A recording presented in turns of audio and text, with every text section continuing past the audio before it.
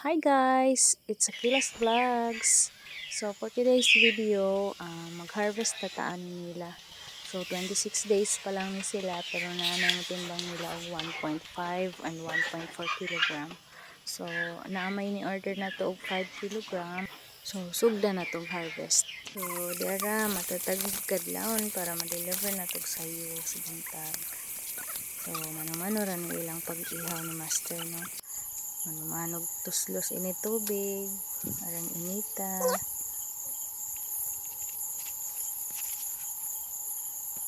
paso naman siguro ni siya na manumano po nila ikuan tangtangan og balhibo tagsa-tagsa.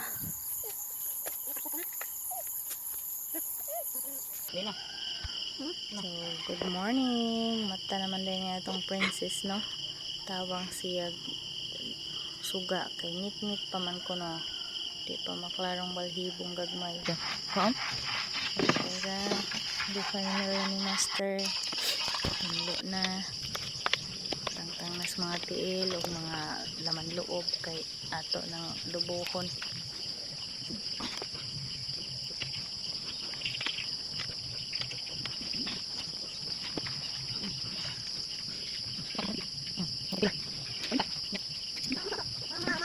Bibi.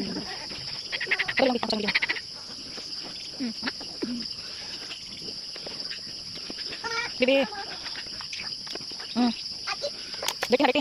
Ubay-ubay po dahil tagmadobro mong tabong. So around 5 heads 5 kilos pod. Prepare na sud ng sudaran kay deliver na nato. Deliver na sila sa master.